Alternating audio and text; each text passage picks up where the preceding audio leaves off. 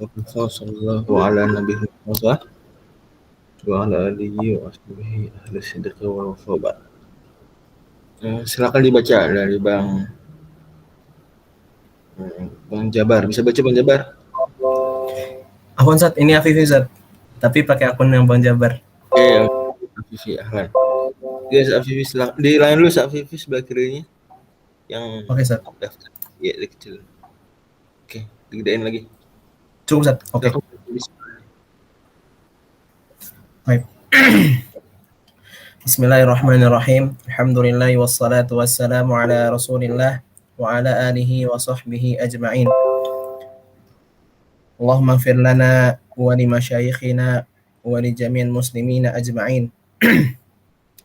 Qala al-muallif rahimahullah ta'ala, Bismillahirrahmanirrahim. Dibajatul kitabi taqaddasa man tamajjada bil 'azamati wal jalali wa tanazzaha man tafarrada bil qidami. Gimana? Dikit-dikit terjemahin. Itu apa sih, kok notifikasi apa itu? Zat, Suara notifikasi apa itu? ini notifikasi Google Chrome, Zat. Sebentar. Oke. Oh, lagi buka pendaftaran.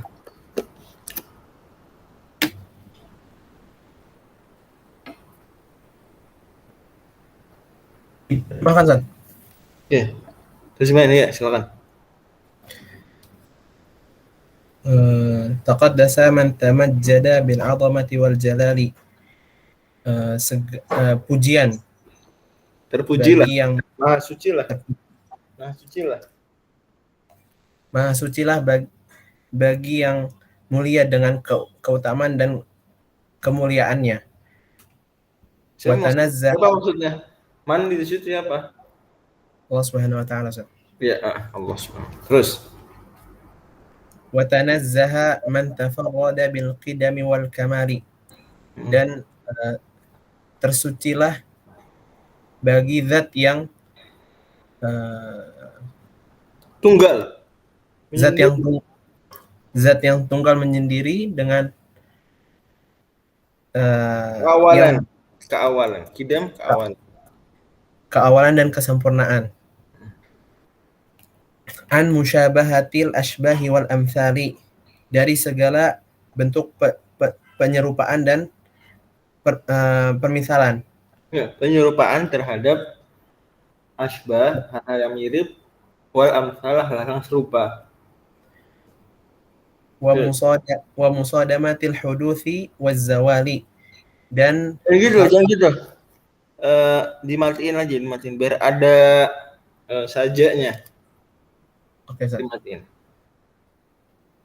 Jadi wa musadamatil huduthi waz zawal, begitu, Ustaz? Wa musadamatil huduthi waz zawali, dan hal-hal yang tersucikan dari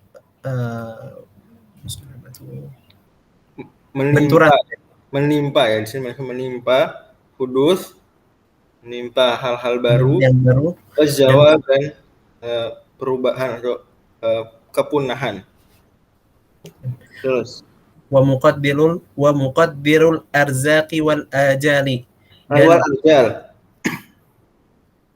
wa muqaddirul arzaqi wal ajal.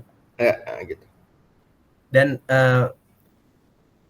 Dan dia yang menentukan rezeki dan juga ajal.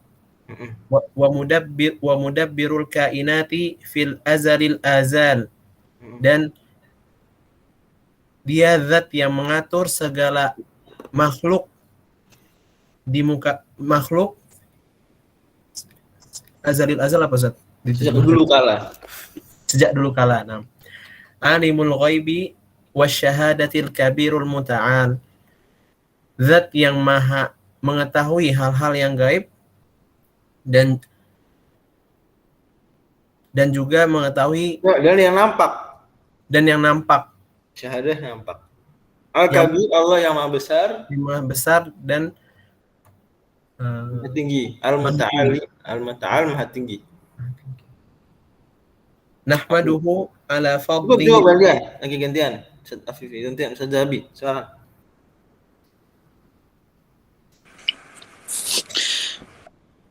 nahmadahu ala fadlihil Kalau salah ketik tuh, nahmaduhu ya. Salah ketik. Nahmaduhu ala fadlihil mutaradifi al-mutawali. Yang gitu, al-mutaraddi fil mutawal. Fil mutawali. Pujian atas keutamaannya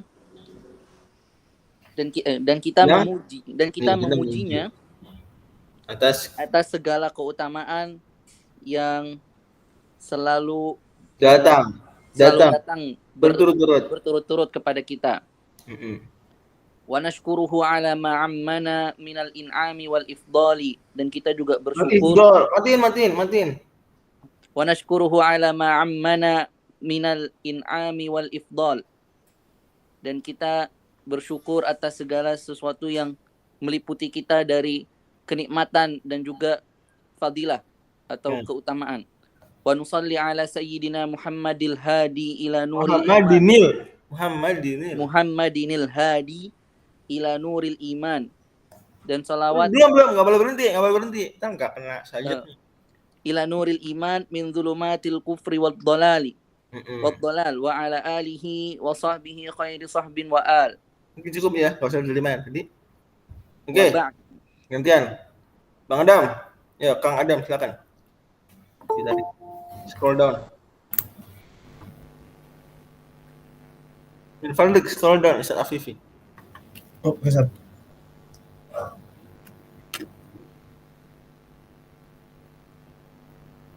Halo Ustaz Imam. Ya, silakan Kang Adam.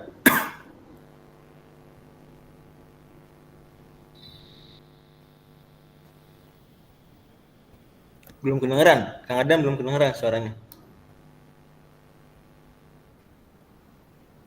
Ada masalah lagi Kang Adam? Nggak kedengeran. Oke, nanti dulu. Dokter biasa yuk, dokter. Iya, Ustaz. Tsumma qala mu'allif rahimahullahu ta'ala wa ba'du fa inna awla ma tahtamu bihil imamul awali wa tusrafu fihi al ayyam wal layali ta'lumul ma'alim diniyah wal kashfu an haqa'iqil millatil hanifah. Hanifiyah. Kalau kamu apa? Hanifah. Oh, kalau di teks dokter pakai cetakan apa, Dok? Ini Darul Mustafa, ya. Apa? Darul Mustafa, muhakiknya Syekh Mustafa di Al-Bukhari. Ya, Syekh Mustafa Al-Bukhari, Darul Mustafa, iya. Oh, beliau, kamu beli di mana? Di Al-Wadi, Ustaz. Oh, udah keluar ya di Al-Wadi. Masya Allah. Beliau syarah gitu? Tarik singkat aja, Ustaz. Oke, udah nggak apa-apa. Terjemahin yuk. Wa ba'du, maka perkara yang selayaknya diberikan perhatian yang tinggi dan juga perkara yang selayaknya dihabiskan untuk dicari siang dan malam adalah untuk mempelajari dalil-dalil diniyah agama dan untuk menyingkap perkara-perkara yang dari menyingkap kebenaran milah Hanifiyah. Terus wal ghawsu fi tayyari bihari mushkilati wal fahsu an astari asrari mu'dilati, dan mendalami mendalami nyelup. Al-ghaus itu nyelup ya, menyelam gelombang lautan yang muskil. Iya, ini wal ghausu fi tayyari bihari mushkilati, dan dia menyelami ombak. Tayyar itu gelombang lautan hal-hal yang membingungkan di dalamnya. Terus wal fahsu anastari, dan senantiasa fahas itu apa? Kamu dokter nih, fahas istilah dokter apa? Meneliti, Ustaz. Enggak, cek. Memeriksa. Fahas itu memeriksa ya, memeriksa. Fahas kalau kita ke rumah sakit, fahas. Okay. Memeriksa apa? Mengecek dari perkara-perkara yang itu tirai ya, tirai rahasia, hal-hal yang sulit di dalamnya. Mu'dilat hal yang sulit. Oh, Oke. perkara yang rumit. Terus. Wa inna kitabana hadha minhajal usuli ila ilmil usuli al-jami'i bainal maquli wal Al-jami'ah dong berarti. al-jami'a bainal maquli wal masyru'i wal mutawassiti bainal Wal usuli mutawassito.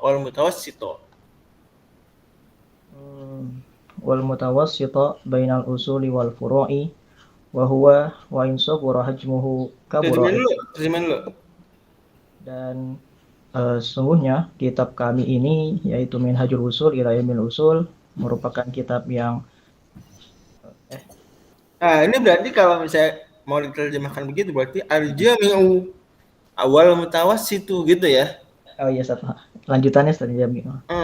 Memang sih problematik kalau misalnya kita baca al-jami'ah wal mutawassito. Itu mana khobarnya? Mana? Nggak ada. Enggak ada. Makanya lebih enak al-jami'u. Ya, coba diulang. Al-jami'u bain kitab kita ini adalah buku yang mengumpulkan antara apa? Antara perkara yang makul yang di Logika lah, antara logika dan syariat. Syariat masyru' yang disyariatkan. Pertengahan antara usul dan furu'. Ini ya, jadi buku usul fikih pada akhirnya bertingkat-tingkat ya. Ada yang usul fikih banget sampai nggak ada pembahasan fikihnya, hampir nggak ada. Atau furu' bang seperti buku usul fikihnya Hanafiyah, pembahasan teori usul fikihnya sendiri hampir nggak ada. Bahasan fikihnya, mazhabnya aja.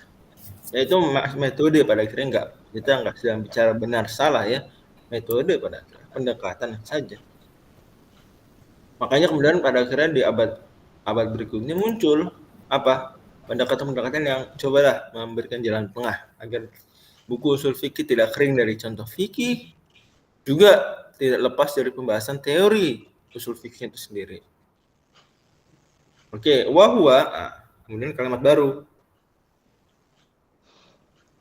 Dan huwa kitab ini walaupun kecil, hajmuhu ukurannya saja. Kabura ilmuhu besar ilmunya isinya, wa kathurat fawaiduh dan melimpah faidah-faidahnya, wa jallat awaiduh dan juga mulia agung pelajaran-pelajarannya, hidangan-hidangannya. Ini efek. Oke, jama'tuhu. Nah, ini kalau kita jadikan tadi al-jami'ah, maka ini baru khobar. Ini kita bana hadza usul jama' jama'tuhu. Gitu. Oke, dan itu biasanya pembahasan kitab begitu. Jadi dia nggak apa-apa deh.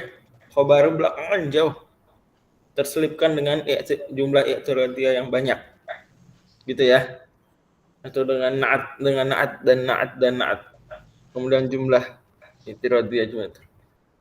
Jama'tuh ini apa? Jadi khobar. Dari apa? Dari kitabana.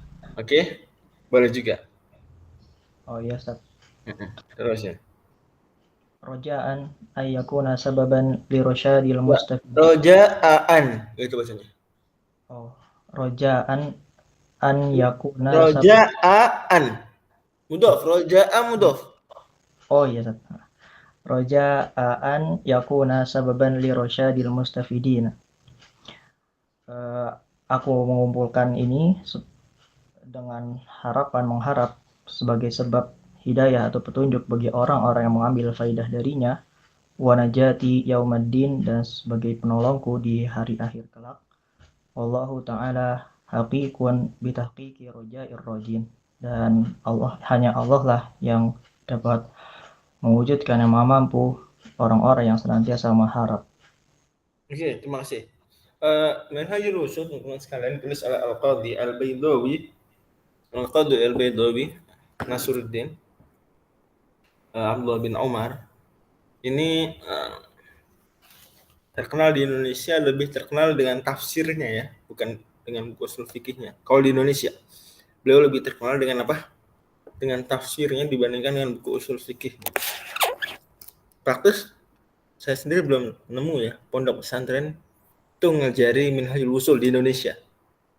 Biasanya pondok pesantren tuh ya Al-Waraqat, terus Lubul Usul karya Al-Imam Syekhul Islam Zakir Al-Ansari, ringkasan dari Jamul Jawami.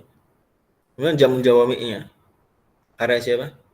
Al-Qadhi Tajuddin As-Subki. Gitu. Oke. Atau Al-Mustasfa bahkan. Ada yang pondok ajaran Al-Mustasfa karya Hujatul Islam Al-Ghazali. Tapi kalau Minhajul Usulnya usul fikih saya belum nemu ya. Padahal sebetulnya Minhajul Usul karya Al-Qadhi Al-Baydawi ini muqarrar untuk sarjana, untuk S1, untuk mahasiswa-mahasiswa bermadzhab Syafi'i di Al-Azhar. Di Universitas Al-Azhar untuk fikihnya S1 tuh pakai Minhaj Thalibin dengan syarah Kanzur Raghibin dan dengan hasyah Quljubi dan Umairah. Kanzur Raghibin karya Al-Imam Jalaluddin Al-Mahalli. Untuk usul fikihnya pakai Minhajul Usul karya Al-Qadhi Al-Baydawi dengan syarahnya Nihayatus Sul karya Al-Imam Al-Isnawi. Oke. Tapi di Indonesia kurang terkenal atau mungkin saya tadi ya belum nemu ya. Yang terkenal justru tafsir beliau Anwarut Tanzil. Misalnya di antara kisah menarik bahwa Buya Hamka itu ketika pertama kali ke Jawa dari Sumatera Barat ke Jawa, beliau langsung ke Jogja kan. Nanti kemudian segera menuju Jogja dan di Jogja langsung ngaji tafsir Al-Baydawi. Siapa gurunya? Guru beliau waktu itu adalah Ki Bagus Hadikusuma, ulama besar Muhammadiyah yang juga sempat jadi ketua Muhammadiyah. Ki Bagus Hadikusuma mengajar tafsir Al-Baydawi, Anwar Tanzil. Dan tafsir Al-Baydawi kita bisa dapati juga diajarkan di sejumlah pesantren. Al-Qadhi Al-Baydawi ulama besar, nggak main-main. Wafat tahun 685. Beliau mutafan dalam banyak ilmu menulis. Dalam ilmu akidah juga beliau sangat kokoh dan diakui keilmuannya. Ya. Beliau punya buku penting dalam ilmu akidah. Dalam ilmu tafsir Anwar Tanzil, bahkan ini buku tafsir dengan hasyiah terbanyak, rekor. Lebih dari 100 hasyiah. Nggak ada. Ngalahin tafsir lain. Ngalahin tafsir Al-Qadhi Al-Baydawi luar biasa. Memang tafsir Anwar Tanzil super. Masya Allah. Saya pun mengkororkan tafsir ini untuk diri saya sendiri. Saya baca tahun 2011, 2012, 2013. 2 tahun lah kurang lebih membaca tafsir Al-Baydawi Anwar Tanzil. Luar biasa. Ya memberikan taksir yang bagus untuk seorang pembelajar tafsir. Walaupun memang sulit, harus diakui maka itu bukan buku tafsir pertama saya yang saya baca, enggak. Itu buku tafsir ketiga. Tapi tafsir Al-Baydawi luar biasa, sangat dalam, dan itu membuktikan keilmuan beliau ya. Nah, usul fikihnya beliau luar biasa lagi dalam bidang usul fikih. Beliau juga kelebihannya Al-Qadhi Al-Baydawi adalah beliau seorang bermadzhab Syafi'i, sangat Syafi'i, tapi tinggal di wilayah Hanafiyah. Jadi beliau memiliki beberapa keunikan ya dalam kehidupannya, sehingga nampak dalam tulisan-tulisan beliau. Misalnya dalam fikih kan beliau tadi mazhab Syafi'i tapi tinggal di wilayah Hanafiyah. Makanya dalam tafsir beliau itu kelihatan sekali beliau piawai berdiskusi melawan Hanafiyah dalam isu-isu fikih di tafsir. Membela mazhab Syafi'i, misalnya membelanya dari mazhab Hanafi atau mengkritisi mazhab Hanafi. Beliau piawai, nampak, terlihat. Juga dalam Minhajul Usul, makanya nanti kita semua tahu ya bahwa pada akhirnya ilmu usul fikih kaum muslimin itu penyusun besarnya ya Syafi'iyah dan Hanafiyah. Minhajul Usul lah dia mazhab Syafi'i jurnalis. Tapi di dalamnya karena penulisnya tadi juga orang yang tinggal di wilayah Hanafiyah, maka dia banyak dan piawai berdiskusi, adu argumen usul fikih dengan Hanafiyah. Pun dalam ilmu akidah, beliau seorang yang bermadzhab Asy'ari, tinggal di wilayah Hanafiyah, yang Hanafiyah generally speaking adalah Maturidiyah.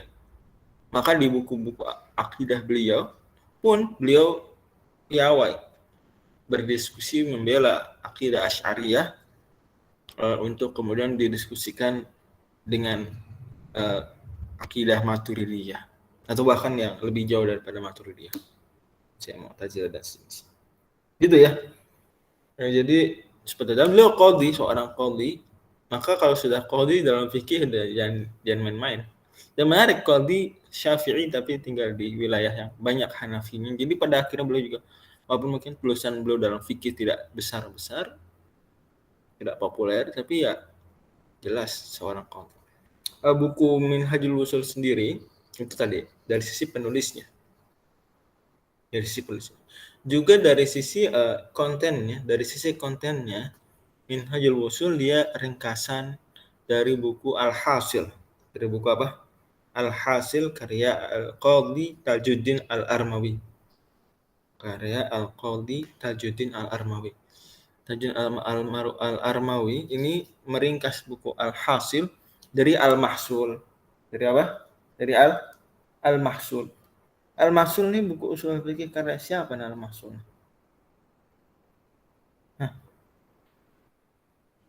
Imam Fakhruddin. Fakhruddin Ar-Razi, Al-Imam Fakhruddin Ar-Razi. Jadi Al-Qadhi Tajuddin Al-Armawi yang wafat tahun 656. Oke. Beliau punya buku Al-Hasil, jadi itu meringkas dari Al-Mahsul. Al-Mahsul karya Al-Imam Fakhruddin Ar-Razi. Wafat tahun 606. Dan penting diingat bahwa dalam buku-buku usul fikih mutakallimin Syafi'iyah, Malikiyah, Hanabila, tapi Hanabila nggak terlalu sering memunculkan istilah ini. Tapi pada akhirnya kalau sudah sedang bahas muqaranah gitu ya, seperti kitab Al-Mardawi, Al-Imam, maka kalau disebut Al-Imam maksudnya siapa? Idza utlaqal imamu fi kutubi usul fiqhi lil mutakallimin fal muradu bihi man. Kok dia Ar-Razi.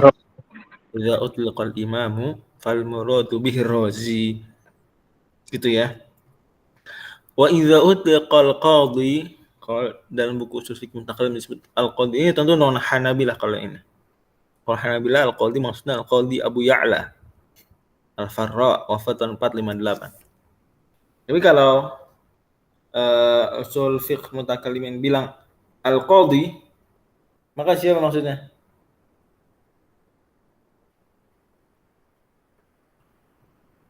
Siapa? Kan kalau al-imam Ar-Razi kan. Kalau al-qadhi siapa? Bukan Abdul Jabbar. Kan. Nice try. Oke, Al-Baqillani, Abu Bakar Al-Baqillani, wafat tahun 402. Abu Bakar Al-Baqillani. Sekarang dalam buku fikih, kalau dalam buku fikih Syafi'i disebut al-imam, siapa maksudnya? Al-Juwaini, Imam Al-Haram. Hati-hati ya, soalnya ada orang liberal bulan Ramadan kemarin nulis artikel. Dia bilang jadi dia bawain ibarat dari kitab Al-Iqna karya Al-Khatib Asy-Syirbini ya.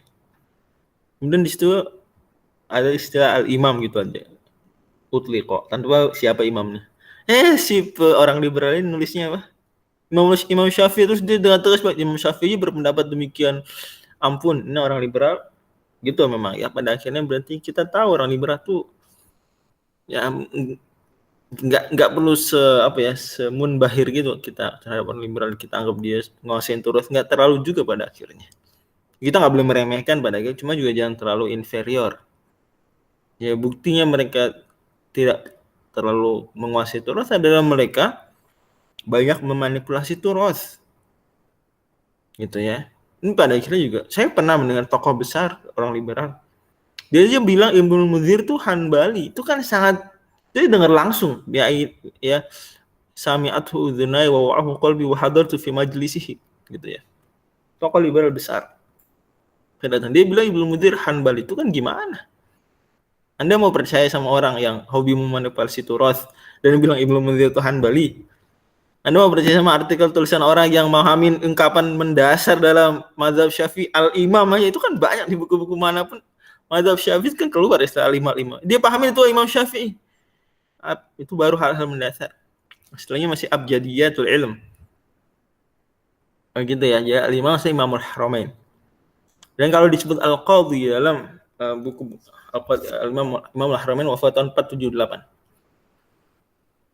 Dan kalau dibilang al-qadhi dalam buku fikih mazhab Syafi'i, maka maksudnya siapa? Siapa maksudnya? Al-qadhi dalam buku fikih mazhab Syafi'i. Wa qala bihi al-qadhi, wa huwa qaul qadhi. Gimana? Wa bihi aftal qadhi.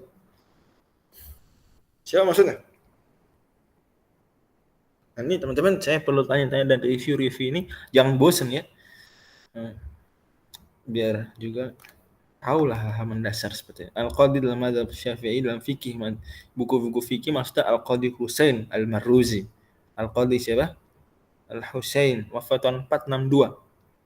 Al-Qadhi Husain. Kalau dibilang Al-Qadhi maka maksudnya Al-Qadhi Husain. Kalau dibilang Al-Imam maka maksudnya Imamul Haramain. Oke. Saya ingat sengaja gitu agar tidak bingung antara istilah dalam buku usul fikih dan buku fikih mazhab Syafi'i. Jadi kalau baca buku fikih mazhab Syafi'i kemudian nyebrang baca buku usul fikih mazhab Syafi'i, ada dua istilah imam, al-qadhi, jangan kecampur, jangan ketukar. Dan apa yang dalam buku usul fikih berlaku juga dalam buku ilmu kalam atau ilmu akidah. Jadi kalau baca buku-buku Asy'ariyah itu dibilang al-qadhi, maka maksudnya al-qadhi siapa tadi? Siapa tadi al-qadhi? Kilani. Al-Baqi. Wafat tahun berapa? 402 Hijriah. Kalau dibilang al-imam dalam buku ilmu kalam, dalam buku Asy'ariyah Ar-Razi. Imam Ar-Razi juga. Jadi sama ya. Wafat tahun berapa beliau? Enak, gampang. GOG ya. GOG 606 Hijriah. Kalau Imam Ghazali SOS 505. SOS. Oke, dan pada akhirnya tokoh-tokoh yang tadi kita sebutin itu membentuk usul fikih karena kitab ini ditulis oleh Imam Ar-Razi ini ringkasan sebetulnya dari 4 kitab menurut banyak ulama itu sebetulnya dari 4 kitab. Apa aja yang bisa nyebutin enggak? Kata Ibnu Khaldun dalam Muqaddimah Ibnu Khaldun ini 4 kitab aqtab usul al-fiqh lil mutakallimin. 4 kutub usul fikih mutakallimin di timur, barat, utara, selatannya buku usul fikih mutakallimin ya 4 buku. Ada yang bisa nyebutin? Al-Mustasfa. Oke, yang pertama Al-Mustasfa karya Syaikhul Islam Al-Ghazali. Wafat tahun 505. Oke, terus 1 atau 2. Al-Mu'tamad. Al-Mu'tamad. Iya, bagus. Karya siapa, Dokter? Al-Juwaini. Enggak, Al-Juwaini. Al-Mu'tamad Abul Husain Al-Basri. Al-Mu'tamad bukan Qadhi Abdul Jabbar. Al-Mu'tamad Abul Husain Al-Basri. Oke. Wafat tahun 436. Wafat tahun 436 Hijriah. Oke, kemudian ini bukan Al-Mahsul ya, nggak mungkin Al-Mahsul. Kita kan sedang bahas Al-Mahsul ini ringkasan dari buku apa? Dari 4 buku. Ini bukan Al-Mahsul. 4 buku merupakan kutub usul fikih. Al-Mustasfa Ghazali, terus Al-Mu'tamad Abul Husain Al-Basri. Ini Mu'tazilah ya beliau ya. Nah, Al-Mu'tamad ini sebetulnya syarah dari buku lain yang merupakan kutub lain juga, yaitu apa? Apa judul bukunya? Al-Mu'tamad. Syarah dari apa? Al-Umad. Apa? Al-Umad. Karya tadi Al-Qadhi Abdul Jabbar. Al-Qadhi Abdul Jabbar ulama Mu'tazilah, ulama besar banget Mu'tazilah, wafat tahun 451. Jadi menarik ya bahwa Al-Qadhi Abdul Jabbar itu wafat belakangan daripada muridnya Al-Imam Abul Husain Al-Basri. Abul Husain Al-Basri mensyarah buku gurunya Al-Qadhi Abdul Jabbar. Tapi beliau wafat duluan 436 tadi. Al-Qadhi Abdul Jabbar lebih lama, wafat tahun 451. Al-Umad. Atau lagi, ya. Ini sebenarnya guru murid ya. 4 kutub ini guru murid. Ini 2 pasang. Sepasang guru murid, sepasang lagi juga guru murid.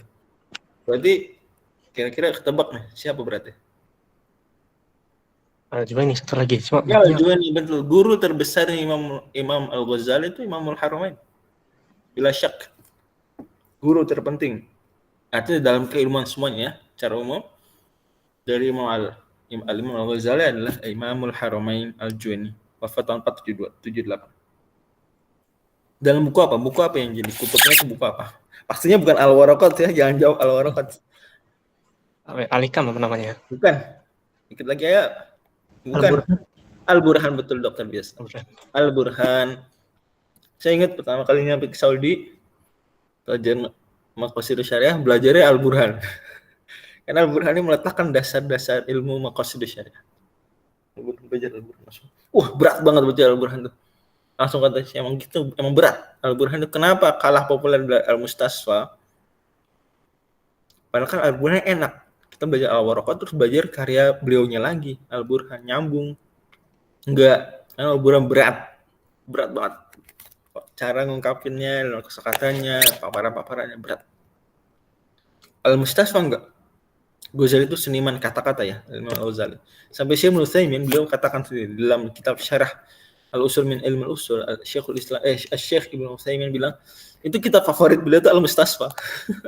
Kitab favorit beliau dalam usul fikih itu apa? Al-Mustasfa. Beliau nasihatin kita belajar Al-Mustasfa. Beliau bilang gitu.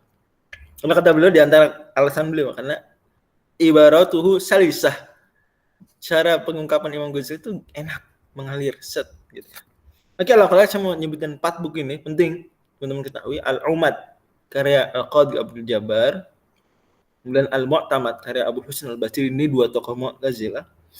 Kemudian Imamul Haramain karyanya Al-Burhan, kemudian Al-Mustasfa karya Imam Al-Ghazali, dan 2 ini tokoh Asy'ariyah. 4 buku ini kata Ibnu Khaldun bilang, dan juga ulama-ulama lain bilang ada 4 kutub utama buku usul fikih mutakallimin. Kemudian diringkas oleh Imam Ar-Razi dalam kitab Al-Mahsul. Maka kalau kita baca Al-Mahsul, maka seolah membaca 4 buku tersebut. Nah, kemudian Al-Mahsul tadi diringkas jadi apa? Jadi apa tadi Al-Mahsul diringkas jadi apa? Al-Hasil karya Al-Qadhi Tajuddin Al-Armawi. Al-Qadhi Tajuddin Al-Armawi. Kemudian Al-Qadhi Tajuddin Al-Armawi, bukunya tadi Al-Hasil, diringkas lagi oleh siapa? Oleh Al-Baydawi, jadilah Minhajul Usul. Jadi kita dengan belajar Minhajul Usul seolah-olah belajar Al-Hasil, seolah-olah belajar Al-Mahsul, seolah-olah belajar 4 buku tadi, Al-Umad, Al-Mu'tamad, Al-Burhan, Al-Mustasfa. Oke. Di dunia lain itu 4 buku tadi selain diringkas oleh Al-Mahsul, juga diringkas oleh sosok yang tidak kalah besar, bahkan yang terpenting. Bahkan ada yang mengunggulkannya daripada Ar-Razi. Itu siapa? Al-Amidi. Al-Amidi, Saifuddin Al-Amidi, Al-Imam Saifuddin Al-Amidi. Wafat tahun 631 Hijriah. Al-Imam Saifuddin Al-Amidi ini meringkas 4 buku tadi jadi buku apa? Al-Hikam. Jadi buku Al-Hikam. Jadi Al-Hikam dan Al-Mahsul itu setipe sebetulnya. Kan banyak riset membandingkan 2 buku ini, Al-Hikam versus Al-Mahsul. Tapi saya bilang ya tadi bahwa kebanyakan guru-guru, kebanyakan ulama itu mengedepankan Al-Hikam daripada Al-Mahsul. Tapi Al-Mahsul ya kadung yang memang sangat populer karena Ar-Razi. Dia nggak cuma jago dalam usul fikih, dia jago dalam banyak ilmu. Ar-Razi, Insya Allah. Apalagi dalam usul fikih belum disebutnya Al-Imam, itu udah sebab pada akhirnya jadi ada juga kasus ulama tuh untuk satu bidang ilmu dia kalah lah. Oke, Al-Imam Ar-Razi dalam usul fikih kalah lah dari Al-Imam Al-Amidi. Tapi dalam overall keilmuan Islam menang Ar-Razi itu ya. Paham nggak maksud saya? Paham ya? Ngerti nggak maksud saya? Ini kayak di kelas nih. Nggak juga masalah populer-populeran ya. Emang hebat-hebatan. Jadi kayak di kelas. Kamu gimana? Mau nanya pelajaran kimia nih. Ke yang nilai kimianya paling bagus, apakah ranking satu kelas tapi nilai kimianya masih kalah dari dia? Ya tergantung kan gitu ya. Paham nggak maksud saya nih? Itu ya, kebayang ya konsepnya ya. Kejadian dalam kehidupan sehari-hari seperti Al-Amidi punya buku Al-Mahsul, punya buku Al-Hikam. Itu sebetulnya ada banyak ulama lebih unggul daripada Ibnu Abbas. Tapi kita enggak, sebenarnya pada akhirnya unggul-unggulannya ya juga kan sifatnya penilaian ya, kan sesuatu yang pasti. Tapi ya silakan bandingkan saja. Sejujurnya kalau dimaksud kelebihan tersebut adalah banyaknya gagasan-gagasan penting. Al-Amili itu tegaskan. Jadi Al-Amili itu tidak sekadar meringkas tapi banyak gagasan barunya. Beliau banyak melakukan at-tajdid al-usuli. Dan at-tajdid al-usuli di sini bukan konteksnya bid'ah ya, seperti at-tajdid al-usuli versi orang liberal. Enggak, tapi konsep penegasan-penegasan.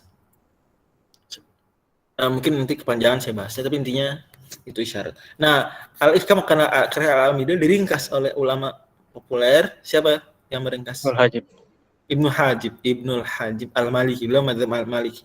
Maka saya bilang ini seperti di dunia lain ya. Karena dia tiba-tiba kita pindah ke mazhab Maliki. Ibnu Hajib, al-Imam Ibnu Hajib wafat tahun 646 itu meringkas menjadi apa judul bukunya? Muntahasul. Nah, Muntahasuli wal Amal. Oke. Nah, Muntahasuli wal Amal ini juga punya nama lain yaitu Al-Mukhtasar Al-Kabir. Apa? Al-Mukhtasar Al-Kabir. Kenapa disebut Al-Mukhtasar Al-Kabir? Kenapa Bang Jabar? Kenapa Ustaz Afifi?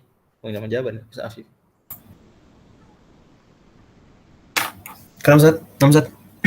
Kenapa Muntahasuli wal Amal karya Al-Imam Ibnul Hajib disebut Al-Mukhtasar Al-Kabir? Kenapa? Kurang tahu, Ustaz. Ada yang tahu nggak yang lain? Bang Adam? Karena ada Mukhtasar yang Shogir. Siapa yang bikin tuh? Ibnul Hajib juga. Ibnul Hajib jadi meringkas bukunya sendiri. Jadi Al-Mukhtasar yang disebut populer dengan nama Mukhtasar Ibnul Hajib. Dan itu muqarrar juga ya dalam bidang ushul fikih bagi sarjana atau mahasiswa madzhab Maliki. Jadi Minhajul Usulnya versi Malikiyah itu apa? Mukhtasar Ibnul Hajib. Dikatakan dahulu bagi ulama Malikiyah nggak boleh ngasih fatwa kalau belum tamat belajar Mukhtasar Ibnul Hajib. Gitu, nggak boleh. Jadi ya kita juga makanya penting juga untuk mempelajari Minhajul Usul agar mungkin kita nggak belajar Mukhtasar Ibnul Hajib, it's okay. Tapi belajar yang selevel dengannya itu apa? Minhajul Usul. Jadi kebayang ya, bisa dibikin nggak? Itunya apa tuh? Nasabnya tuh, bisa dibikin nggak? 4 di atas, terus jadi 2, terus masing-masing beranak, masing-masing diringkas lagi. Bener ya? Jadi Minhajul Usul dan Mukhtasar Ibnul Hajib selevel ya, bener nggak? Iya. Bener nggak? Ustaz Imamuddin ada gitu. Ustaz Imamuddin bener nggak? Atau Ustaz Miftah Hadi? Bener nggak tuh berarti? Benar, Ustaz. Oke, beda ibu. Satu kakek berarti ya, satu kakek. Gitu. 4 di atas sama coba beda. Gitu. Suruh namanya, beda dunia. Maka nanti muncul istilah gini, jangan kaget ya. Nanti muncul istilah gini, Madrasatul Razi dan Madrasatul Amidi. Kalau dibilang Madrasatul Razi siapa maksudnya? Ya berarti anak ini pembelajar, pensyarah, alhasil, apa lagi? Dan Minhajul Usul. BTW nggak cuma alhasil ya yang meringkas.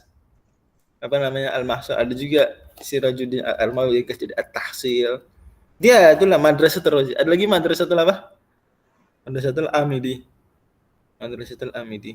Gitu ya. Oke, kebayang ya? Kedudukan kitab Minhajul Usul di tengah buku-buku usul fikih mazhab Syafi'i. Ada pertanyaan nggak sebelum lanjut? Mau tanya, Ustaz. Ini Minhajul Baidawi ini ringkasan dari Al-Hasil jadinya ya? Iya betul. Bukan dari yang satu lagi Sirajuddin Hasil bukan dari at-tahsil, dari al-hasil. Oh, tapi iya. tapi kita bisa lihat bahwa para pensyarah Minhajul Usul pasti membandingkan juga dengan at-tahsil pasti itu. Tapi Minhajul Usul itu dari al-hasil aja. Oke, ada lagi?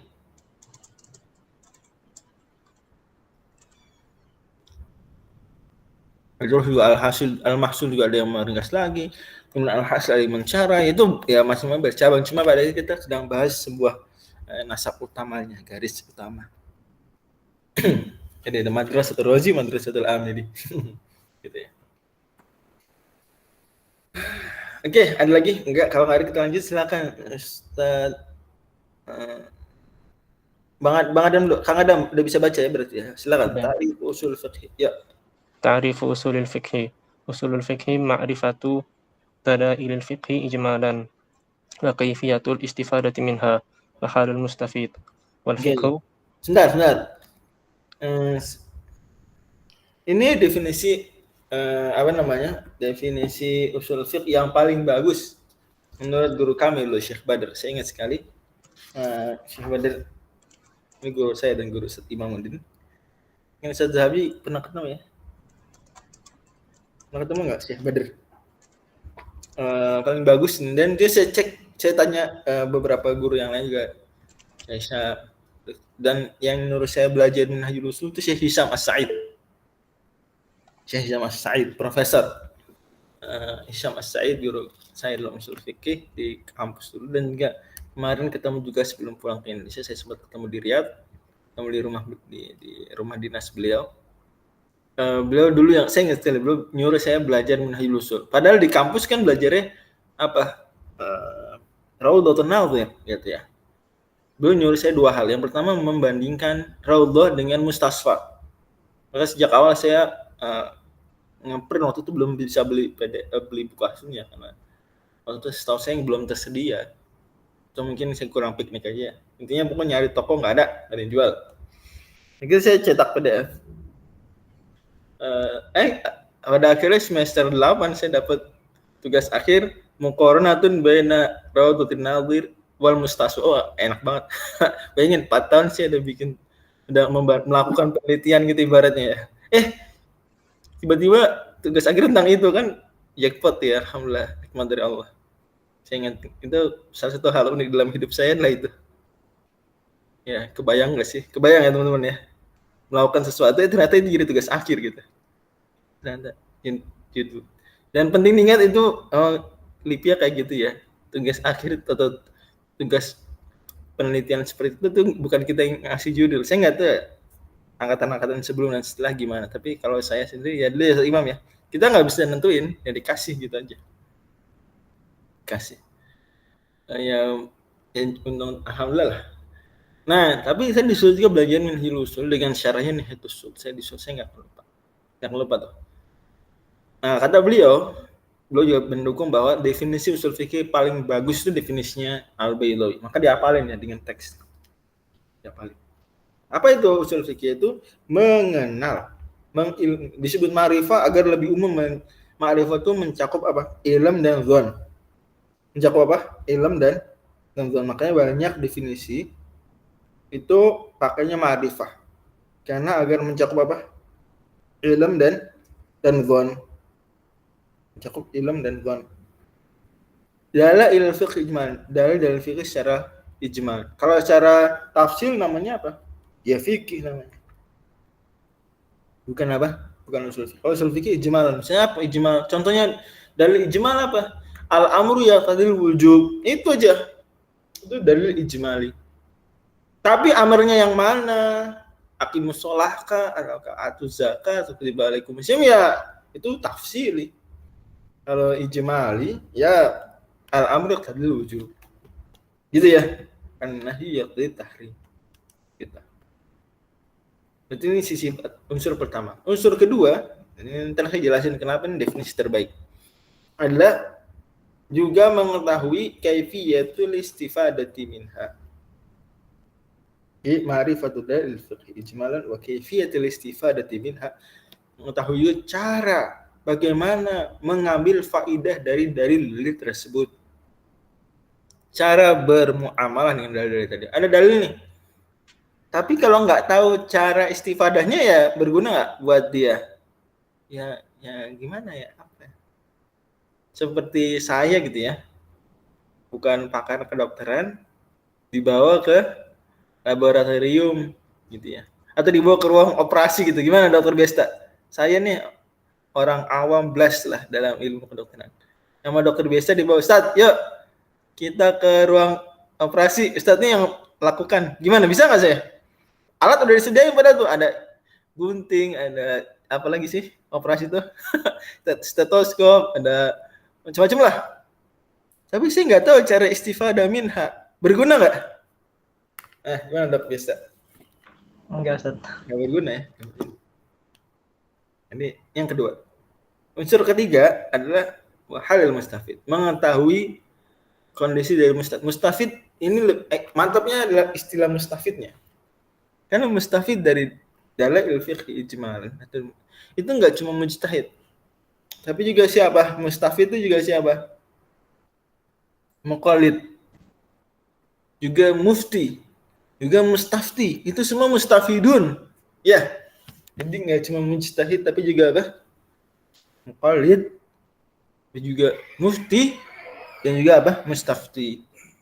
Itu semuanya sama-sama mengambil faedah dari Quran dan Sunnah, dari dalil. Oke, clear ya. Nah, ini mengingatkan kita pada perumpamaan yang disebutkan Imam Ghazali dan ulama-ulama lainnya, bahwa ushul fikih sebenarnya terdiri dari 4 hal. Ini yang bikin rapi gini Imam Ghazali nih. Ushul fikih itu cuma 4 hal. Apa usul fikih cuma 4 hal? Apa ya?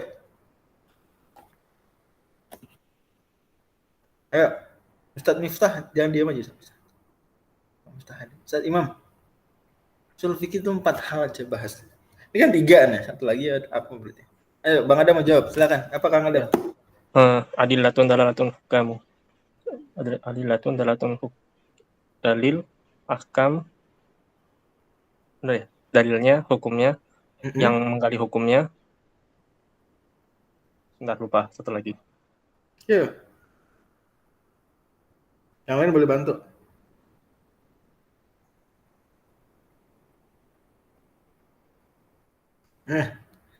Caranya.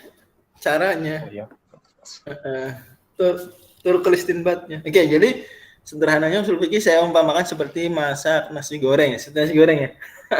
Nasi goreng. Gimana nasi goreng itu sebenarnya gimana?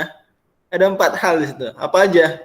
Pertama, beras, kecap, telur, apa lagi sih? Cabai gitu ya. Ini bahan baku. Itulah kalau dalam usul fikih dalail atau adillah. Oke. Kemudian apa lagi? Koki. Gitu ya. Tukang nasi goreng, abang nasi goreng. Oke. Dalam kalau di usul fikih siapa dia? Ya, mujtahid gitu ya. Oke. Mufti.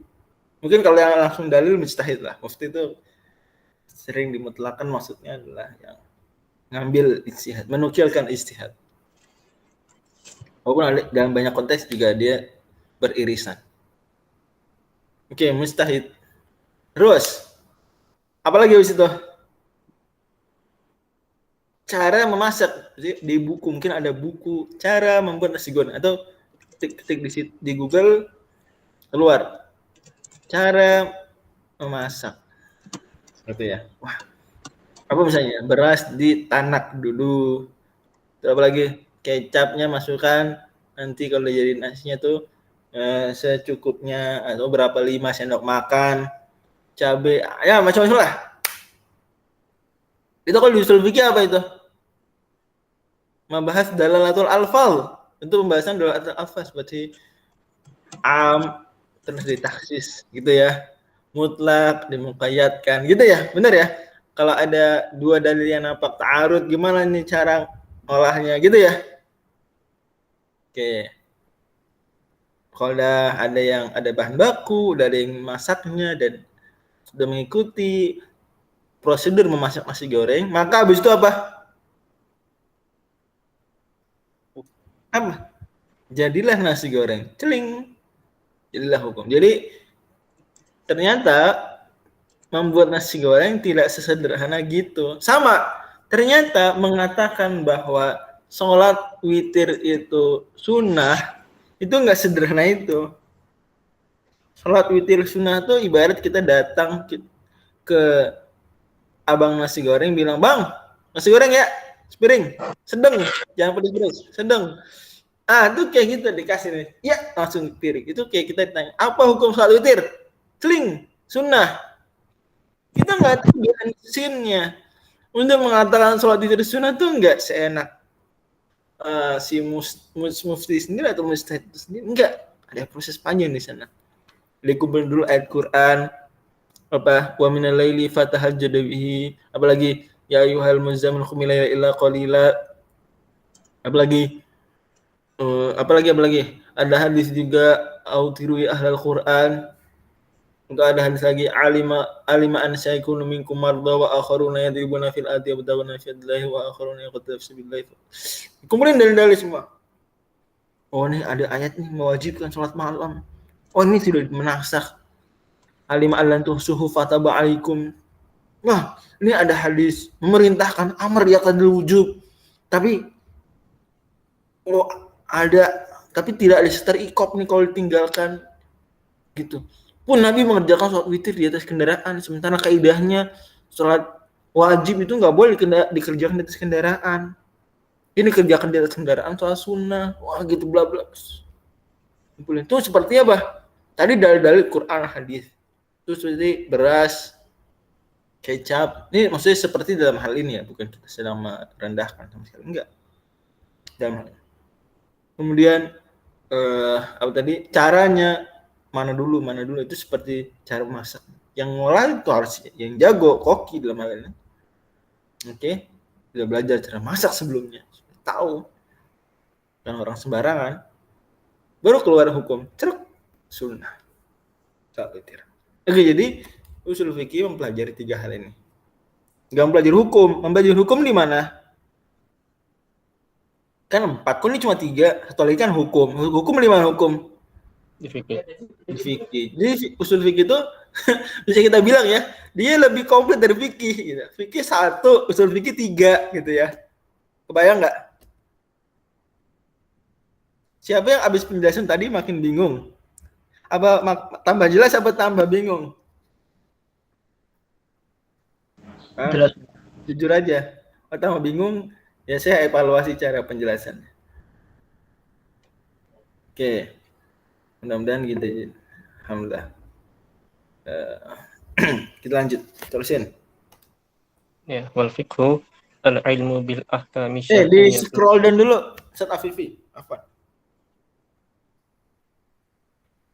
Ya, wal fiqhu al-ilmu bil ahkami syar'iyyatil ilmiyatil muktasabi min Kok adillati ilmiah sih? Kok ilmiah? amaliyah. Akidah. Amaliyah ti. Al-muktasabu. Muktasabu min adillati tafsiriyah. Nah, tadi kan disebutkan dalail fiqhi ijmalan, disebutkan fiqh. Lah berarti kan kita harus ngerti di situ fikih itu apa. Jadi usul fikih adalah ma'rifatul dalail fiqhi ijmalan wa kifayatul istifadati minha wa hal mustafid. Lah fikihnya itu apa?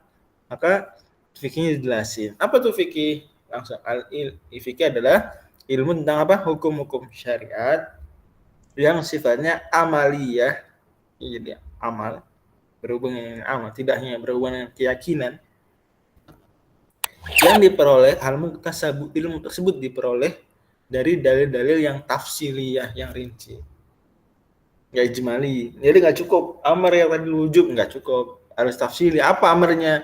Oh, akim salam saya contoh, atau faqatibuhum min alimtum fihim khaira, atau idza tadayantum bidainin ila ajal musamman faktubuhu. Nah, gitu misalnya contoh. Dia tahu al-amr bil qara ini yanzilu ila darajatin nadab misalnya contoh. Enggak lagi wujub. Kemudian ini kelebihan Hilusul, tadi kan buku ringkas ya. Sementara kita tahu kan kitab Al-Mahsul tuh apa? Teman-teman ada yang pernah nggak nyolek-nyolek buku Al-Mahsul? Ada nggak? Lihat-lihat aja deh. Piknik dikit gitu, take a look. Ada yang pernah nggak? Ustaz Afifi, pernah nggak buka kitab Al-Mahsul? Belum, Ustaz. Ampun, masa belum pernah? Belum pernah lihat langsung, Ustaz. Astagfirullah, jangan ya, nggak boleh gitu ya. Harus, Ustaz Afifi, harus punya curiosity. Harus punya apa? Apa curiosity itu bahasa? Penasaranan. Harus punya kepenasaranan. Harus punya kayak gitu. Ya, at-tatallu'. Harus punya. Jadi gini, kita tuh sekarang ya, saya hargai sih ada beberapa penuntut ilmu yang dia justru hobinya kayak gitu, dia hobinya lihat kitab-kitab besar. Tapi dia melalaikan taksil, itu nggak bagus juga ekstrem gitu. Itu sebaliknya. Masalahnya ada taraf S1 tuh sebenarnya udah nggak terlalu dibilang taksil lagi sih, dia harus boleh lah take a look, dikit-dikit ngelihat, mungkin nggak harus baca banyak-banyak tapi ngelihat lah. Ini mah pernah lihat langsung wujudnya gitu ya. Jangan sampai belum pernah lihat langsung wujudnya, lihat gitu. Oh kayak gini bukunya. Ya take a look, lihat. Jadi jangan tenggelam baca seperti tadi yang saya bilang, ada yang hobi baca buku-buku gede padahal taksilnya belum. Atau sebaliknya. Kalau untuk sarjana apalagi udah tingkat kesekian itu mah harusnya udah lihat lah minimal ya, merujuk langsung. Nah, kitab Al-Mahsul nih itu isinya banyak sekali debat. Ya memang kita tahu ya Ar-Razi hobi begitu ya, dalam semua buku beliau, Masya Allah, hobi mendatangkan syubhat kemudian dibantah. Itu ciri khas Imam Ar-Razi. Kan terkenal ungkapan beliau, saya punya apa? Di otak saya punya apa? 100 dalil membuktikan adanya Tuhan. Terus kata nenek-neneknya apa? Kata nenek-neneknya apa? Jadi kan di beliau nih, Imam Ar-Razi pernah jalan, terus di belakang banyak murid ngikutin. Nenek-nenek nanya, ini siapa ini orang ini? Kok banyak murid yang di belakang ngikutin jalan? Ini Imam Ar-Razi. Beliau punya 100 argumen membuktikan adanya Tuhan. Kata nenek-neneknya apa? Buat apa argumen sebanyak itu, orang sudah jelas. Enggak gitu aja. Gimana Ustaz? Afillahi syakun. Enggak gitu kata-kata. Ya mungkin senada gitu, tapi kata-katanya kalau gitu berarti beliau punya 100 syubhat. Kata neneknya apa? Kalau gitu berarti apa? Dia punya 100 syubhat. Jadi pada akhirnya Imam Ar-Razi begitu orangnya, hidup dengan banyak memang kaji syubhat mukhalifin kemudian membantah itu dalam buku-buku beliau. Ya, dan pada akhirnya beliau kemudian mungkin sedikit menyesali metode seperti itu, tapi setidaknya kita dapatlah warisan ilmu beliau perdebatan di buku Al-Mahsul gitu.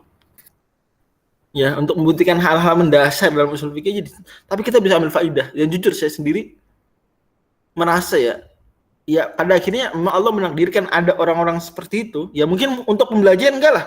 Banyak orang ulama-ulama bahkan ulama Asy'ariyah yang mengkritisi cara menulisnya Imam Ar-Razi. Ya, sampai-sampai misalnya apa? Imam Abu Hayyan Al-Andalusi bilang apa? Fihi kullu syai'in illa tafsir. Di situ ada semua sesuatu kecuali tafsir. Dia bilang gitu tafsirnya Ar-Razi. Dan itu salah satu tafsir favorit saya. Kemudian kritikan lain bahwa Imam Ar-Razi itu kalau datangin syubhat kontan, cash. Kalau datangin bantahannya nyicil. Nyicil. Artinya syubhatnya kadang lebih kuat daripada bantahan. Jadi kalau mendatangkan syubhat fa'in kila gitu ya. Fa'in qalu gitu misalnya. Itu beliau mantap rapi, tapi giliran membantah kadang nggak begitu kuat atau tertunda, nanti kita bantah, Saya dikritisi oleh Hadratus Syekh Hasyim Al-Asy'ari, beliau kritisi dalam kitab beliau Adabul Alim wa Ta'lim. Nggak boleh seorang pengajar itu mendatangkan syubhat sekarang, jawabannya besok, nggak boleh.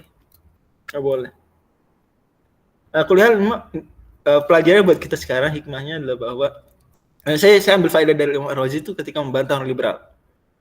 Kalau kayaknya untuk membantah orang liberal, karena membantah orang liberal itu mainan terbesar itu di usul fiqh. Itu perlu baca Al-Mahsul. Kayak kita nggak bisa langsung bantah liberal tanpa cek Al-Mahsul dan Al-Ihkam. Harus lihat, terutama Al-Mahsul. Juga dalam tafsir. Nah, ciri khas Al-Mahsul kan banyak debat. Al-Hasil juga ngeringkas pasti begitu. Minhajul Usul juga begitu. Tapi alhamdulillah karena Minhajul Usul udah ringkasan dari ringkasan, maka kita bisa dapat dengan begitu ringkas. Maka ini sebenarnya debat ini. Gila, ada yang membantah gini. Terus saya baca al-fiqhu. Qila al-fiqhu min babi dzunun. Qulna al-mujtahidu idza dhanna al-hukma. Sebentar dulu. Kata-kata pembantah ini fiqh kan itu dzon. Gimana dzon kan? Kalian gimana bisa jadi ilmu? Al-ilmu. Lihat bedanya. Tadi kan definisi usul fiqh apa?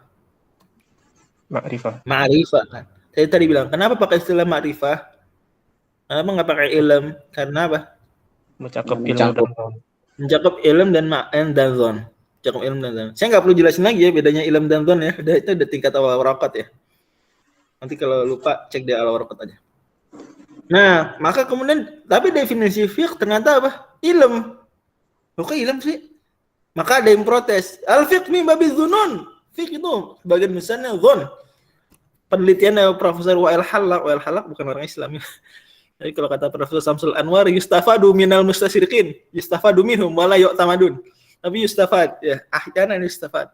Beliau meneliti Wa'il Halak, Profesor Halak bilang, ijma itu yang ijma di fikih cuma 1%. Penelitian Profesor Halak saya akui beliau dan diakui dunia juga bahwa beliau itu mustasyriq yang paling pakar fikih hari ini. Profesor Wa'il Halak. Dan juga kritis beliau terhadap mustasyriqin yang lain. Beliau punya buku Restating Orientalism. Nanti cari. Kenal nggak Profesor Wa'il Halak? Kenal nggak? Kalau nggak kenal nggak apa-apa sih. Cuma ya kayaknya kalau mau berhadapan sama orang-orang barat itu ya mesti kenal Profesor Wa'il Halak. Ustaz Zawi bilang pernah lihat di kamar Ustaz dulu. Oh, mantap ya. Ya beliau S2-nya usul fiqh ya. Masya Allah. Oke, intinya Profesor Wa'il Halak bilang ijma itu cuma berapa persen? 1%. Saya akui jujur untuk persenan gini ya yang suka nelusurin aneh-aneh fun fact itu orang orientalis, dia suka nyariin fun fact gitu. 1%. Berarti 99% apa? Khilaf. Gitu ya.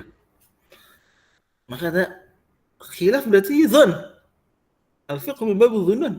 Qulna terusin. Qulna al-mujtahidu idza dhanna al-hukma wajaba 'alaihi al-fatwa wal 'amalu bihi. Kata beliau, kami katakan membantah. Ini namanya apa istilah dalam dunia penulisan buku? Fa in qila qulna. Qila qulna itu apa namanya istilahnya? Fa in qila qulna. Apa istilahnya? Fanqalah, istilahnya apa? Al-fanqalah. Apa tuh al-fanqalah? Singkatan ya dari apa? Nahat dia dari apa? Fa in qila qulna. Al-mujtahidu kata beliau, mujtahid itu kalau sudah menzonkan hukum, wajib atas dia berfatwa dengan itu dan wajib atas dia mengamalkannya. Ini mujtahid itu enggak harus sampai ilm baru boleh, baru berfatwa, enggak. Kalau udah apa zon saja sudah wajib atas dia. Dari mana kita bisa bilang wajib? Terusin. Bidalilil qati' ada wujub ittiba'i dzon. Karena ada dalil qati' bahwa wajib hukumnya apa? Mengikuti zon bagi siapa? Bagi mujtahid. Bagi mujtahid wajib zon. Dan kita awam gimana? Mengikuti mujtahid. Wajib ikuti mujtahid. Paham ya? Saya ulangi lagi. Dari mana ceritanya? Kok bisa? Fikih kan zon, kok jadi ilmu? Karena mujtahid wajib ngikutin zon dia. Dan kita wajib ngikutin fatwa pendapatnya siapa? Mujtahid kita awam. Dalilnya apa? Dalilnya qat'i gitu ya. Dalil qat'i, makanya itu sampai. Jadi naik zonnya mujtahid itu jadi ilm. Karena dalilnya itu dalil umumnya itu qat'i. Dan dalil qat'i berarti yufidu apa? Dalil qat'i yufidu apa? Ilm. Yufidu ilm. Apa dalil qat'inya? Wajib mengikuti zon. Yang pertama ijma'. Yang pertama apa? Ijma'. Karena ulama ijma' bahwa mujtahid kalau untuk beristihad tidak harus sampai ilm, cukup sampai zon. Sampai zon maka langsung berfatwa, wajib. Oke, dan ijma' itu dalam hal ini qat'i, dalil qat'i'. Ijma' qat'i dari mana? Ini penting nih. Saya mau tanya, kenapa ijma' qat'i? Kenapa kebenaran ijma' itu absolut? Kenapa? Karena penting nih. satu pemahaman Orang liberal tuh sering keluar bahan ijma' loh. Ramadan kemarin tuh orang liberal ada yang bilang ijma' itu hanyalah sebuah ijtihad yang historis gitu kata dia. Jadi dia mau menegasikan ijma', kata dia ijma' itu ya historis saja, sebuah ijtihad historis. Ya udah berlalu ya berlalu, nggak lagi berlaku untuk zaman kita maksud dia sebetulnya. Ini bahaya. Dia yang ngomong tuh dikaikan padahal. Gimana? Gimana Bang Adam? Kang Adam gimana? Apa ya? Apa mungkin karena ijma itu ini ijma itu kan pemahaman yang disepakati dari sebuah nas kan ya. Karena pemahamannya sepakat, nasnya sepakat, maka dia qat'i. Ya, kenapa kesepakatan ulama itu qat'i? Itu sebenarnya begitu. Ijma itu kesepakatan. Anda jangan bikin definisi yang atau argumen yang daur dong. Atau yang tasalsul. Ini Ustaz Zawi bilang karena bersumber dari Al-Quran dan Sunnah. Lah kan emang penafsiran yang bersumber dari Al-Quran dan Sunnah pasti absolut kebenarannya. Ayo, mana? Kan fulan menafsir. Itu kan pendapat. Kenapa pendapat pribadi? Kan pendapat pribadi ya relatif kebenaran, ya enggak? Kenapa begitu jadi ijma, jadi absolut? Ustaz Miftah bilang karena jaminan dari Nabi, karena hadis Oke. Ya, ini maksud Ustaz Nabi dan Ustaz Miftah jawabannya sama, itu Nabi bilang la tajtami ummati ala dhalalah. Itu hadis tuh. Hadis bukan emang qat'i itu hadis tuh. Ayo loh. Gimana Bang Jabar? Gimana Ustaz Miftah? Emang tuh hadis qat'i itu hadis. Jangan hadis ahad hadis ahad tuh. Hadis ahad enggak qat'i kan, hadis ahad dhanni. Gimana? Ayo, kalau digituin gimana? Gimana nih? Mana nih? Masa KO langsung lawan liberal baru nyampe babak ini? Gimana? Bilang dong bahwa ulama-ulama mengatakan bahwa hadis la tajtami ummati ala dhalalah hadis mutawatir bil makna. Hadis apa? Mutawatir maknawi. Hadisnya qat'i. Pegang baik-baik loh. Nanti silakan rujukannya banyak. Ya, semua buku yang nyebutin hadis itu, buku-buku usul fikih bilang itu hadis qat'i. Di Raudhah juga ada. Di Raudhah Nadir ada. Kata Imam Ibnu Qudamah, hadis ini walaupun lafal-lafalnya adalah kan banyak lafal itu, banyak banget lafalnya. Itu hadisnya ahad, tetapi semuanya dikumpulin hadis mutawatir maknan. Mutawatir. Kan mutawatir ada dua, mutawatir lafdhan, ada mutawatir maknan. Jadi qat'i bahwa hadisnya qat'i, levelnya qat'i, sudah sederajat berarti dengan keqat'ian. Berarti sebutnya qat'i subut, kemudian mengatakan bahwa umat tidak akan sepakat dari kesalahan, mereka kalau ulama sudah ijma, maka itu sudah absolut. Dari sini kira-kira benar nggak? Ada yang bilang gini, ini saya mau nanya. Ada yang bilang gini, oke, kata dia, emang sih Quran tuh benar. Tapi kan penafsiran Quran belum tentu benar. Quran pasti benar. Al-Quran, kata dia, pasti benar. Ya, sebentar. Al-Quran, kata dia, pasti benar. Tapi kan penafsiran terhadap Al-Quran belum tentu benar. Gimana? Tadi bahasa lainnya, Al-Quran itu absolut kebenarannya, tapi penafsiran terhadap Al-Quran itu relatif kebenarannya.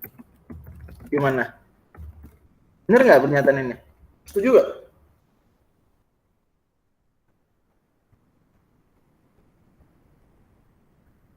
Gimana? Setuju nggak? 50%. Gimana? Gimana? Setuju apa enggak pernyataannya? Cuma dua pilihannya. Ini TWK nih, tes wawasan ke usul fikihan. TWK nih. Gimana?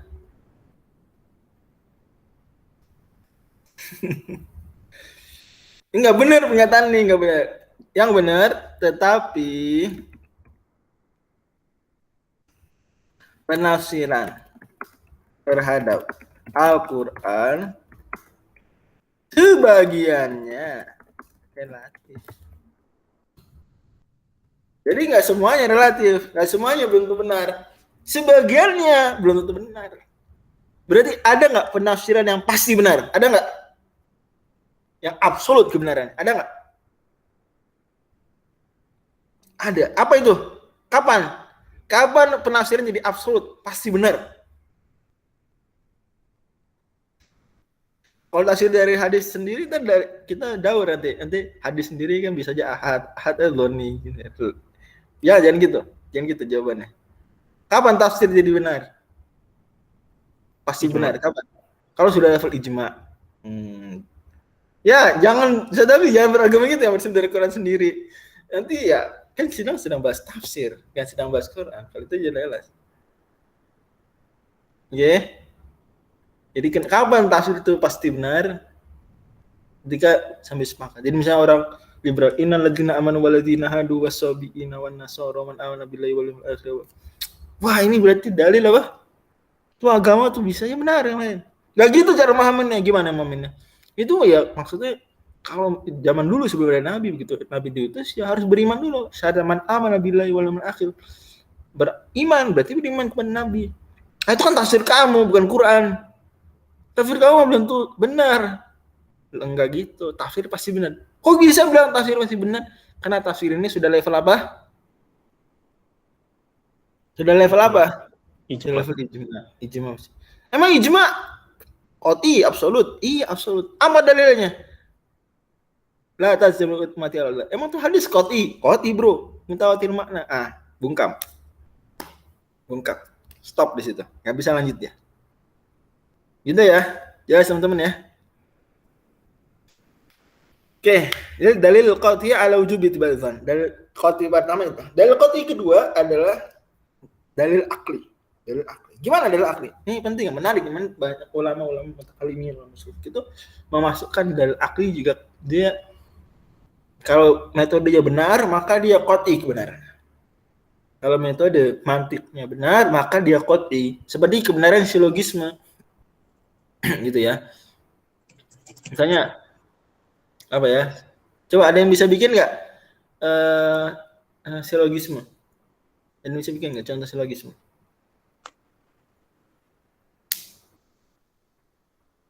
Coba ada yang bisa bikin. Ini case mantiki. Ada yang bisa bikin contohnya nggak? Premis A, premis 1, premis 2, terus konklusi. Coba kasih contoh saya.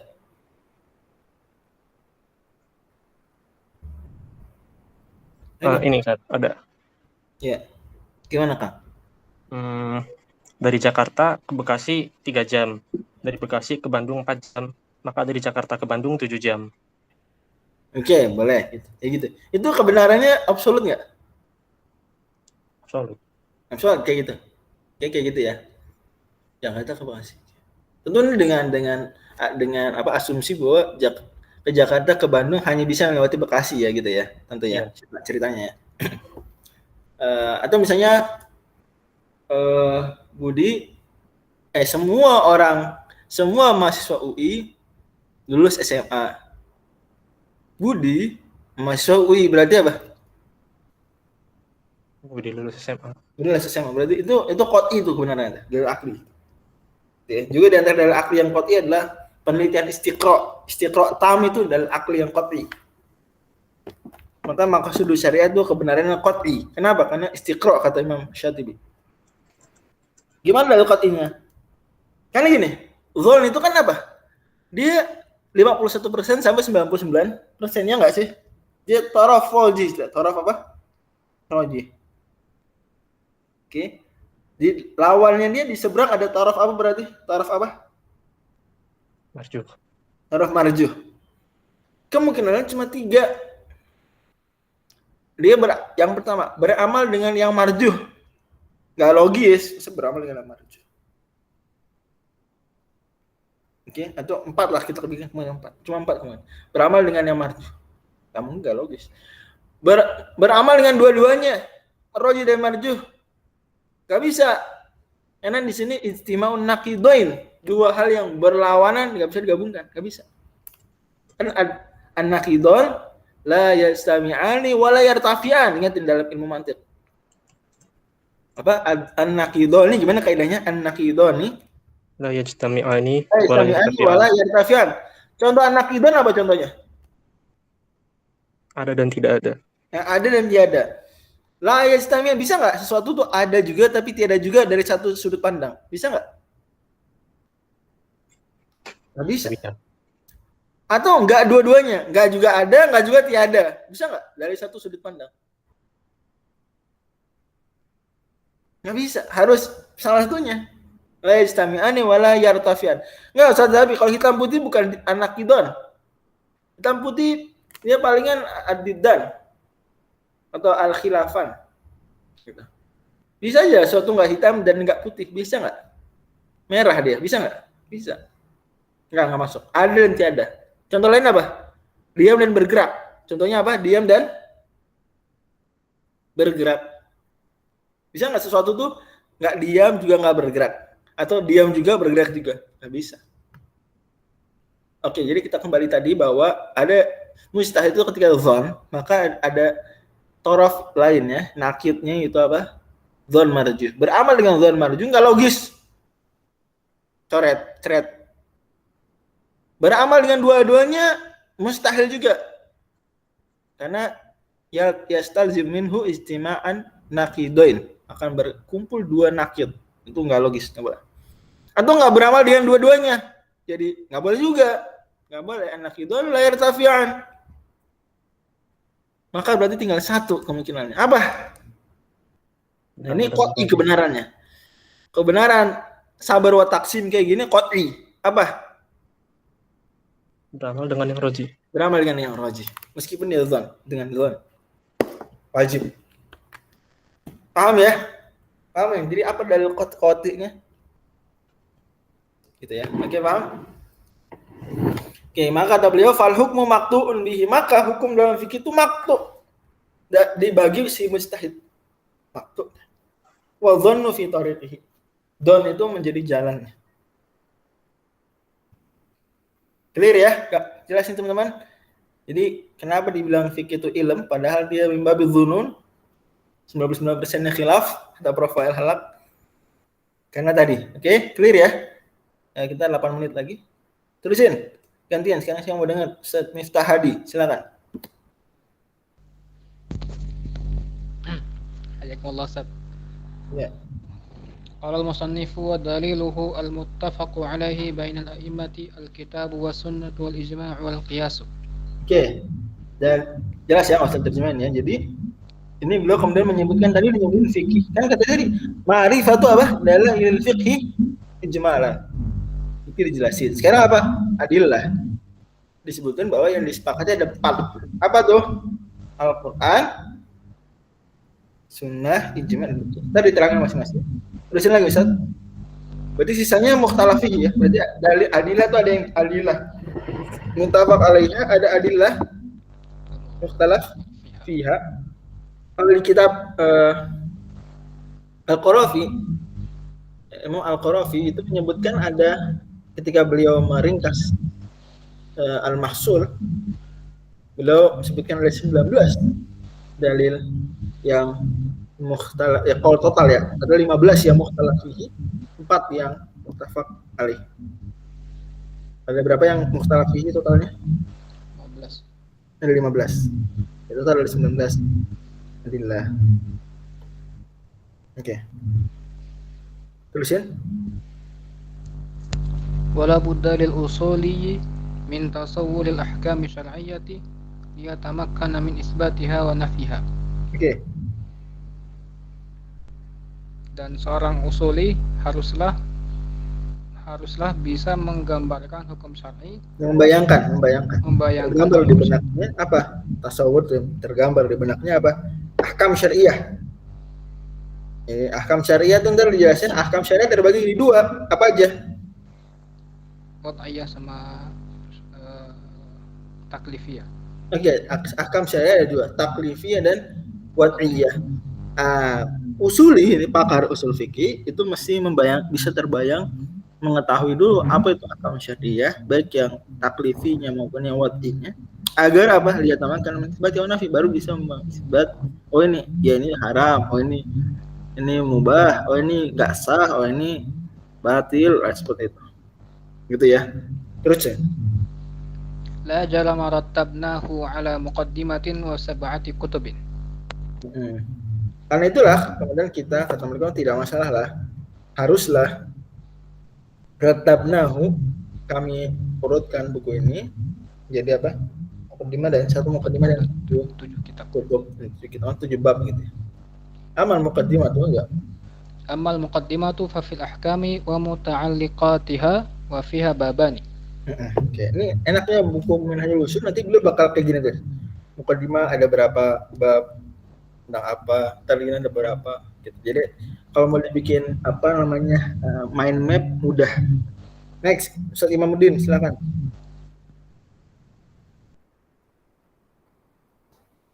Alfan lagi nggak mungkin kan baca dulu satu lagi.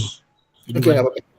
Oke, sen lo terusin sama nanti siapa yang belum? Afifi belum ya? Udah ya. Lagi Afifi lagi deh. Ustaz, Afwan Ustaz, Ana mau ke kamar mandi sebentar Ustaz. Oke. Ustaz Zahabi deh. Sebentar scroll down dulu tapi nih.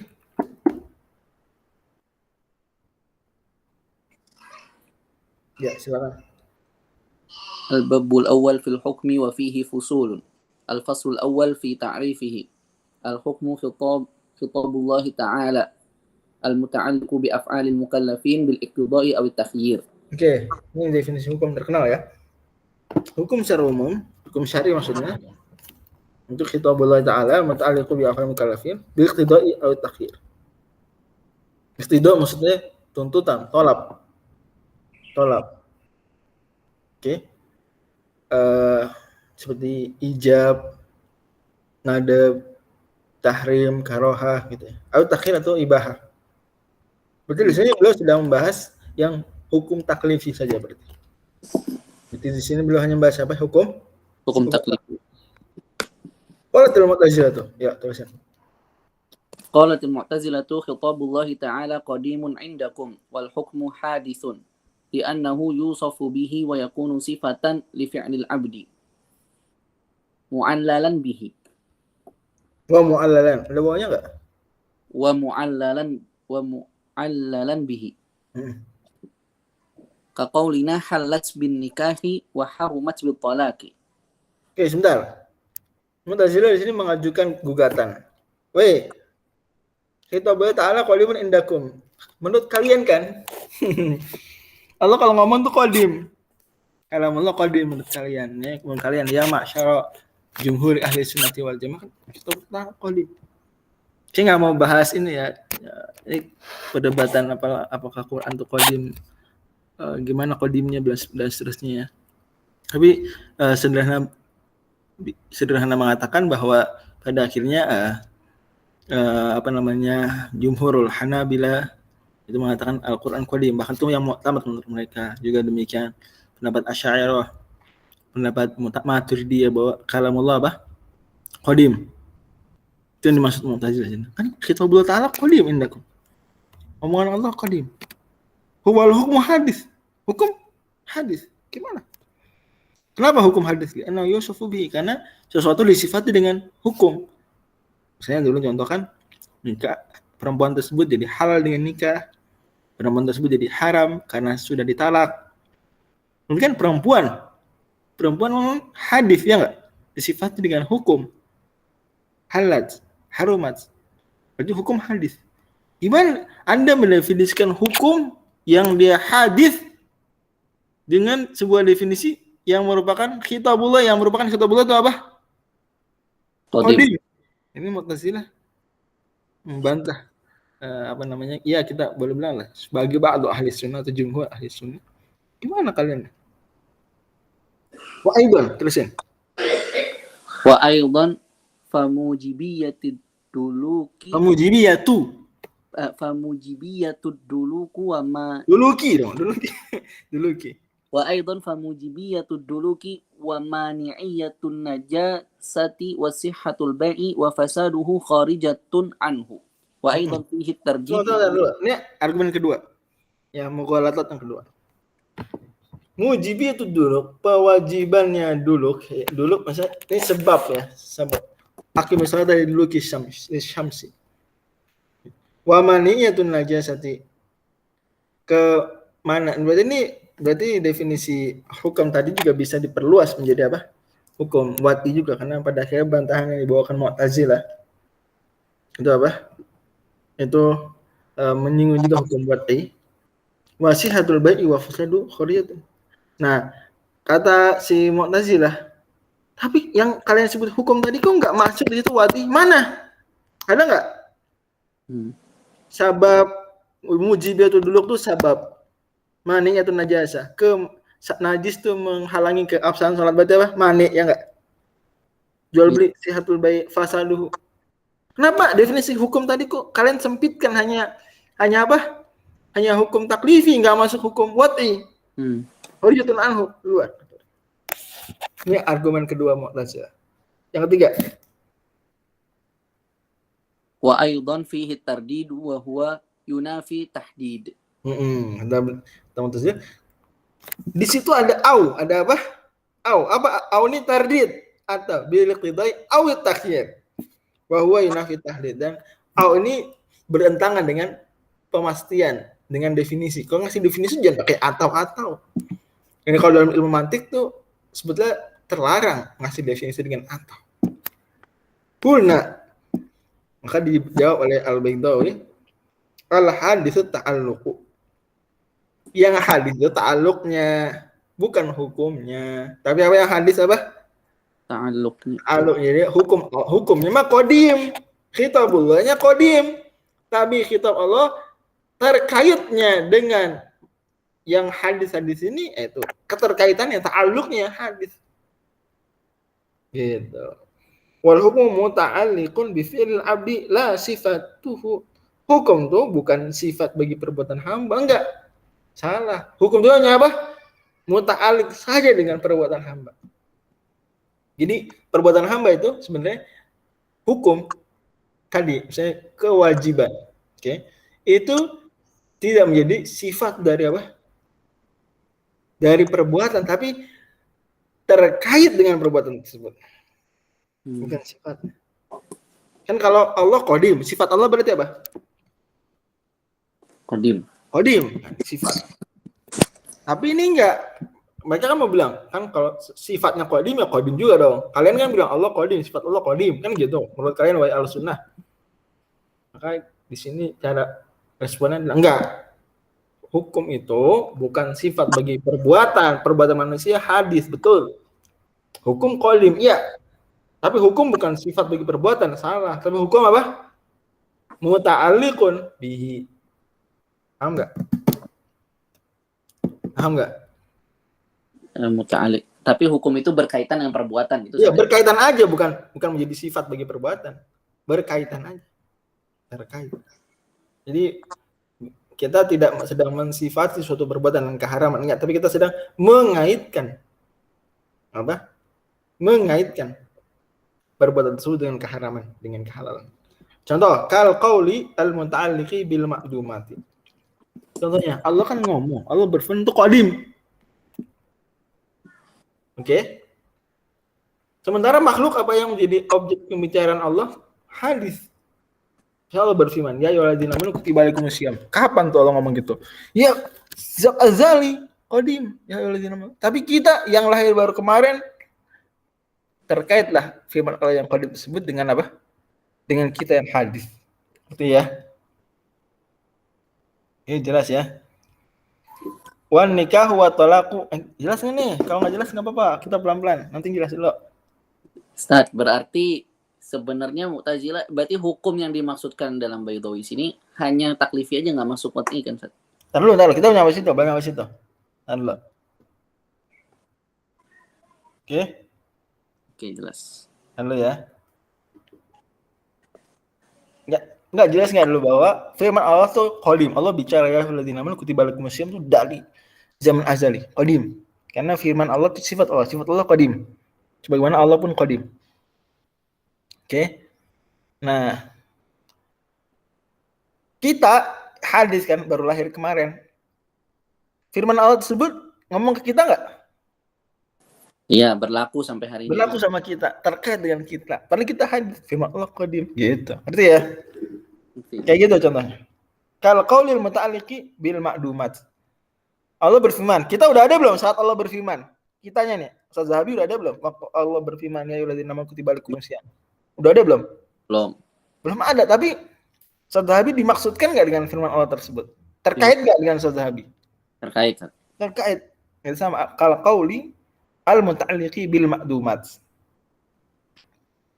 Nah, kemudian bantahannya lagi, wa nikahu wa talaqu lahu mu'arifatun lahu kal alami lisani.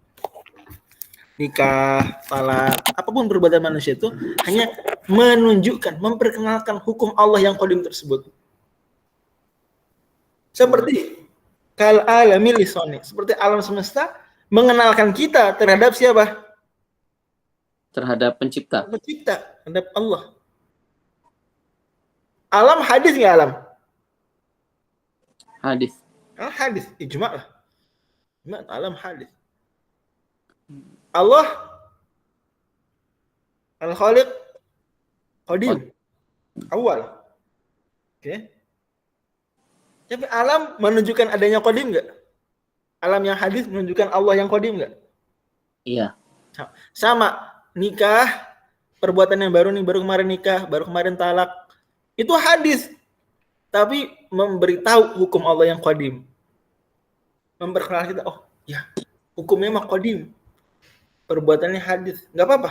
Karena perbuatannya hadis ini hanya mu'arifat. Memperkenalkan kita kepada yang apa tadi? Qadim tadi. Hukum Allah yang qadim. Jelas nggak bantahannya? Saya nggak minta teman-teman setuju atau enggak ya, tapi minta paham dulu. Setuju nggak apa-apa, bebas-bebas aja. Mau berpihak pada Mu'tazilah juga boleh. Tapi pahamin dulu cara membantahnya.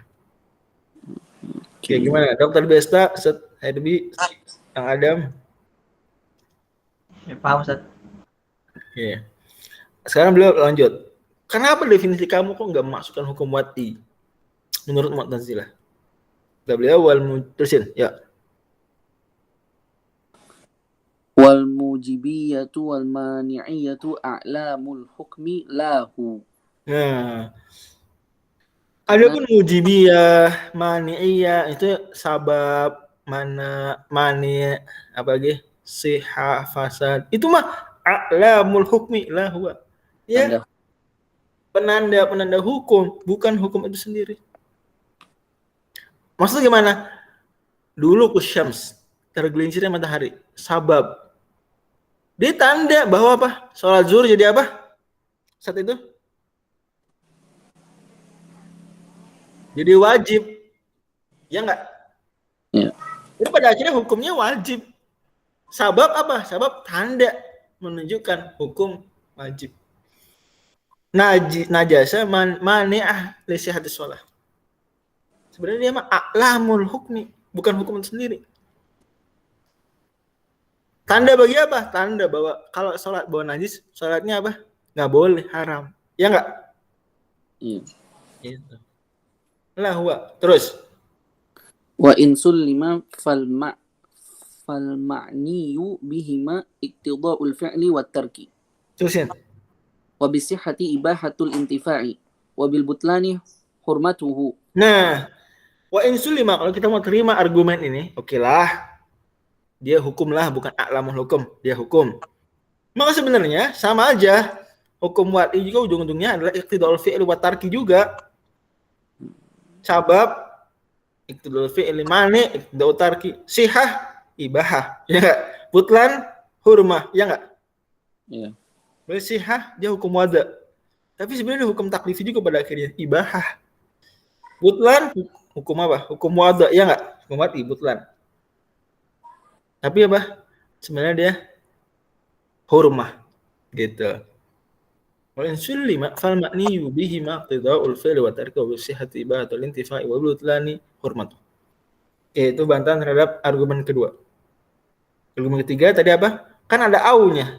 Ada aunya. Enggak boleh definisi pakai au. Karena itu tardid wa huwa yunafi tahdid. Maka kata beliau apa? Wa tardidu fi aqsamil mahdudi la fil hadd.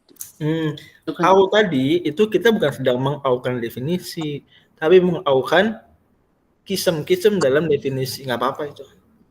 Yang nggak boleh itu kalau definisinya yang diaukan. Ini kita enggak.